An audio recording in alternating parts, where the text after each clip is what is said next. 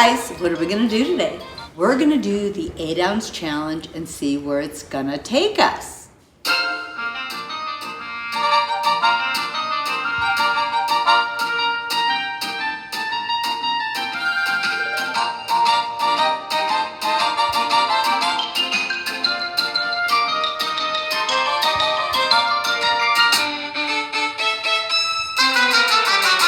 You're gonna use 8 ounces of paint. I decided to do this brick floor. And what I'm gonna do is use 2 ounces of 4 different colors. So with one 8-ounce jar of 3 different colors, I've made my red, and 1 jar of Old School, the gray, I've made my trim. You could probably easily do 50 to 75 feet of this, depending how wide or big or how long you want to do it. The colors I used to make this burgundy red, I used 2 ounces of Marquee, 2 ounces of Kissing Booth, and 2 ounces of weathered wood. And I mixed them together.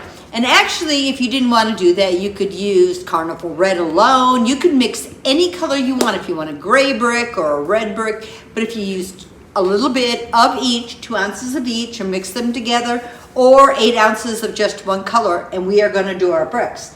Then I just used my Old School, and that is what I used for my trim that you can see around this. The last thing I did over here is I used a clear wax, and then I added a dark wax on top.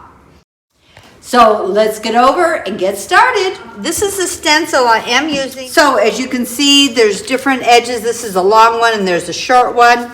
So I am just gonna start, and it depends on how big you want it. You can do it one. Some of the other edges, when I was going, I did 2 layers.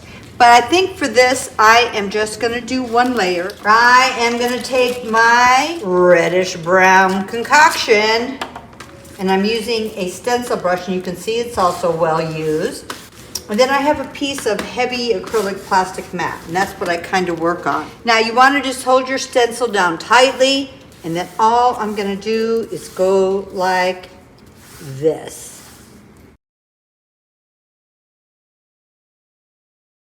I'm gonna lay this on a sheet of paper and blot it off. Now if I'm worried about this being too wet on the back, I just kind of stick it in between some paper and fold this down and get some of the moisture. So I'm just gonna keep going on. Now if you want this thicker, you can add 2 rows of it. I mean, just whatever you would like. You can see I added a little bit more weathered wood to this section. Let me try to get all this off the back, do a few more rows here. I guess the only thing I would suggest is if you're doing it on a cement floor, to have some sort of pad under your knees. But you can see how quickly this goes. I'm not cleaning the stencil in between. I am just going to use it till I'm done. So you may have to turn your stencil around, and then I always take my stencil and put it one back to kind of line it up. Okay, we're going to start on our border. And I am trying to kind of do a straight line. And you could use masking tape. I went through all my rolls that I had of masking tape while I was doing the other sections, so I need more. So I have this other tape. It's lightweight enough that I can put it down and it won't pull my paint off. And I'm eyeballing. It really depends on how much of a border you want. And we're gonna do it to the other side.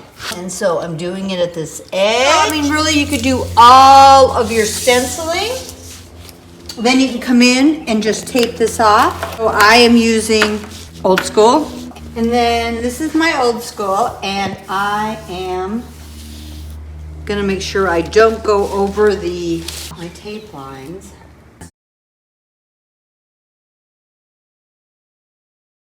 After this dries, which will really take just a couple minutes, I'm gonna pull the tape off. Then I'm gonna bring my clear and dark wax over and show you how I did that. But that's something you can decide if you even want to do it all. When the paint's dry, what you're going to want to do is just pull off this edging tape. Doesn't that already look better? We're going to start waxing. When you're sure this is all dry, this looks maybe a little dark, but I'll start at this end. I mean, you could use some sort of a satin sealer or something else, but I really wanted to use my wax. So I always want to use clear first, because if I put dark down on the cement, it would just stick to it and you couldn't get it off. It would just soak right in.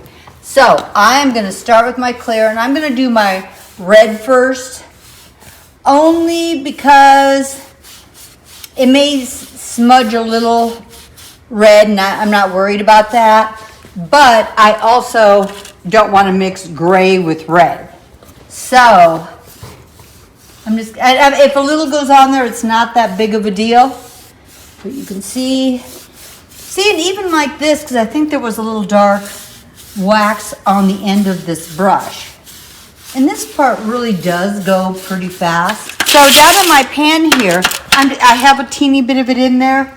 So I am just gonna spread it in. So I think there's just a little bit of dark wax on this brush. So I think this is just coming out exactly the way I want it. Now let's do the gray. And you can see, I mean, it will lighten up some, but I think that looks really good, this old school on here.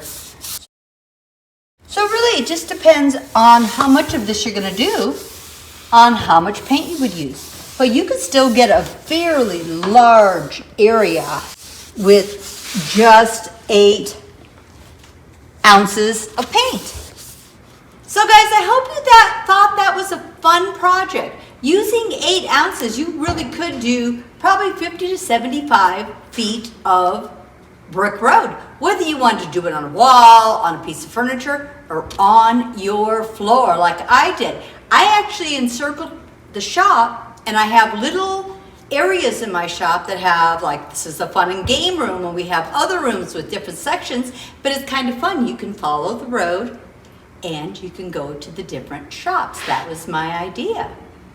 So whatever you do, I hope you guys follow the playlist for the DIY 8-ounce challenge, but also to get there, don't forget, follow the reddish brick road. Have fun.